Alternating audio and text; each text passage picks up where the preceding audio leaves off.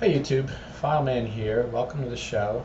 Uh, Today's show I want to talk about Kurt Vonnegut's novel Cat's Cradle.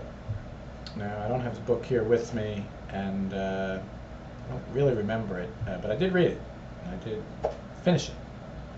And I took away a couple things from it that I still think about a lot really as I follow world events, and so I wanted to share that all with you. First of all, Cat's Cradle is the name of the book, and Kurt says in the book that the name comes from a trick that people would play with small children, where people could take a loop of string and kind of like loop it around their fingers in such a way that when they're done, it looks like a cat's cradle. Forms, I don't know if you guys can see this. Wow, that's really a nice one. It forms a nice web of string going back and forth, and it actually forms like a cradle. And I forget what Kurt's point was in saying all that, but I think the point is that from the child's perspective, what they've seen appears to be magic. Here's an old piece of string, and zip, zip, zip. Before you know it, here's this like pretty thing that looks like something. But the adult knows that there's nothing magical about it. The cat's cradle that results is the result of deliberate effort. Knowledge and planning and effort put in to make this cat's cradle. And I think what Kurt's saying is, don't be like the child. And as you look at the world and the stuff that goes down, don't just think, well, whatever. Understand that a lot of times it's the result of forces and pressures that are deliberately applied to shape events, and accidental stuff too plays a big role in the book. Now the characters in Cat's Cradle do exert big influence on the world around them. If you remember the book at all, you'll know that. And I think Kurt's saying this stuff in the headlines, it seems to be random or whatever. Well, it ain't. It's people trying to get stuff done. And so just be aware of that. The other point in the book I wanted to emphasize, a lot of the book takes place in a island nation. Seems like in the Caribbean, I'm not really sure. And the island nation is ruled by a general, a military dictator who has, when the book started, already consolidated power pretty good. And, this guy's like judge, jury, and executioner. And that's it.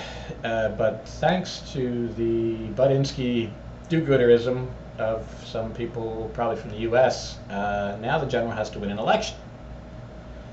Well, how can the general do that? His policies that he puts in place favors, 2% of the people, a few wealthy families that own everything in this island nation, directly hindering and to the detriment of the other 98% of the people.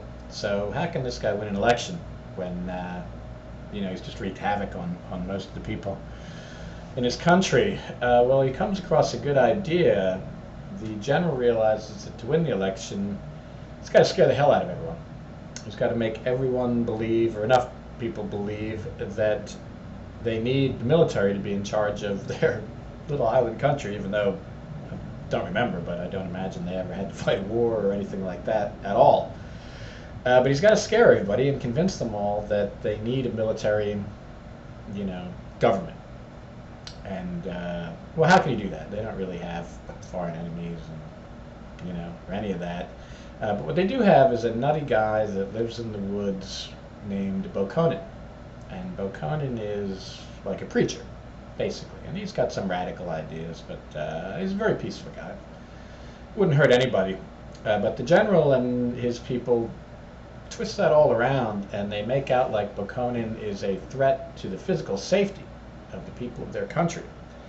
And anything bad that happens, in the time leading up to the election, Bokonin killed some more people or did all this ridiculous stuff, a lot of which the general's own people were actually doing, and then blaming on this nut that lives in the woods. And I think about that a lot. I think it plays a big role in how things work in the world, and anytime a world leader or our own president or anybody tries to make me afraid of some boogeyman halfway around the world, I think about that general in Cat's Cradle, and I think about Bokonon. It makes me think that all this fear mongering and goes on doesn't really have anything to do with my security or the safety of my people. It's a bigger web than that. It's a bigger web than that. So don't be fooled, and when people try and scare you that some boogeyman halfway around the world is going to come get you, don't believe them. Thanks for watching. See you next time.